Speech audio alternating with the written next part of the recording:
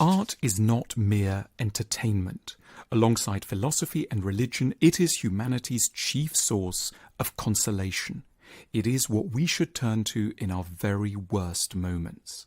Here are 7 of the most calming works of art ever produced.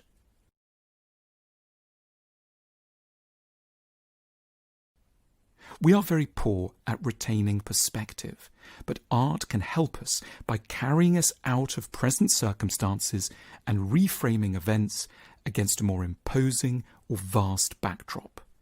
This is the move being made by the Japanese photographer Hiroshi Tsujimoto through his gigantic empty photographs of the Atlantic Ocean in a variety of moods. What is most notable in these sublime scenes is that humanity is nowhere in the frame. We're afforded a glimpse of what the planet looked like before the first creatures emerged from the seas. Viewed against such an immemorial scene, the precise discontents of our times matter ever so slightly less. We can regain composure not by being made to feel more important, but by being reminded of the minuscule and momentary nature of every one and everything.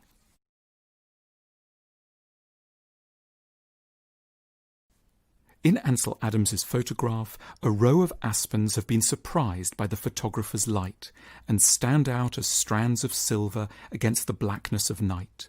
The mood is sombre but elegant. There is a consoling message within the art that can appease our raw grief and anxiety about our mortality and the fleetingness of time. The image invites us to see ourselves as part of the mesmerizing spectacle of nature.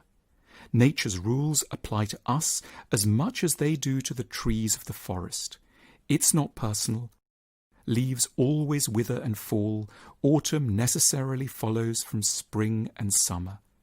The photograph is a reframing device. It invites us to think of our own deaths as having a natural order that has nothing to do with individual justice. The photograph tries to take the personal sting out of what is happening to us.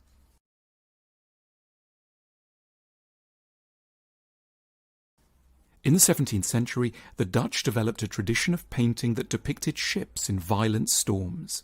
These works, which hung in private homes and in municipal buildings around the Dutch Republic, had an explicitly therapeutic purpose to them. They were delivering a moral to their viewers who lived in a nation critically dependent on maritime trade. A message about confidence in seafaring and life more broadly.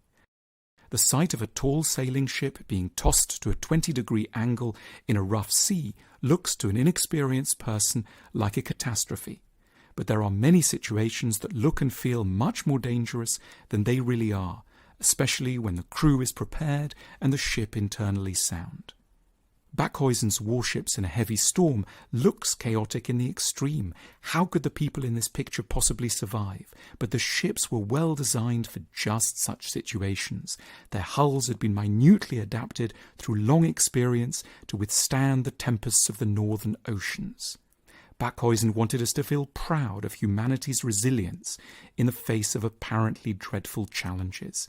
His painting enthuses us with the message that we can all cope far better than we think. What appears immensely threatening may be highly survivable.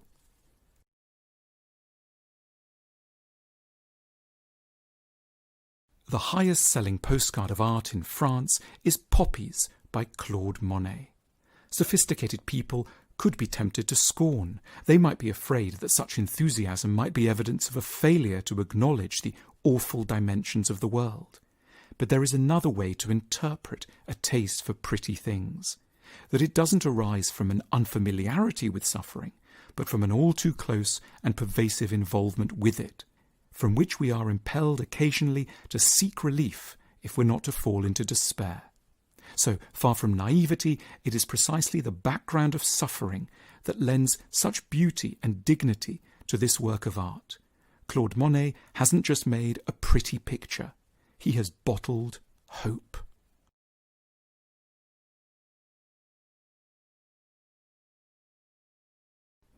Caspar David Friedrich shows us a striking, jagged rock formation, a spare stretch of coast, the bright horizon, faraway clouds, and a pale sky, all carefully designed to induce us into a mood.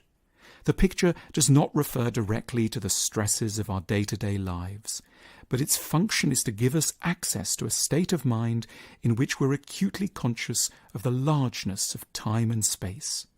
The work is sombre but not despairing, and in that condition of mind we are left, as so often with works of art, better equipped to deal with the intense, intractable and particular griefs that lie before us.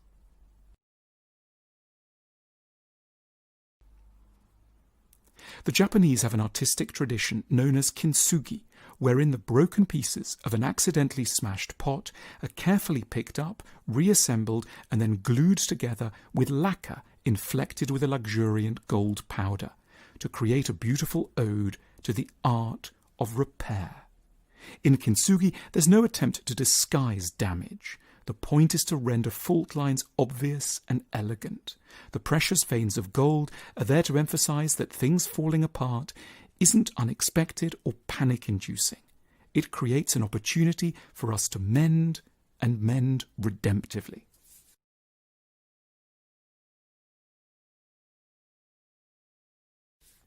Fernando Pessoa is a beautifully dark, monumental work by Richard Serra, named after a Portuguese poet with a turn for lamentation. The work does not tell us to cheer up or point us in a brighter direction, what people often do when we tell them our troubles.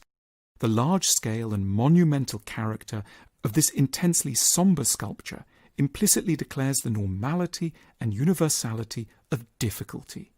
It is confident that we will recognise the legitimate place of solemn emotions in an ordinary life. Rather than leaving us alone with our darker moods, the work proclaims them as central features of life. In its stark gravity, Richard Serra's Fernando Pessoa creates a dignified home for sorrow. Too many books have been written trying to explain what art might be for. In moments of great crisis, the answer becomes only too obvious. Art is there to help keep us alive. Our book, What is Culture For?, helps us find compassion, hope and perspective in the arts.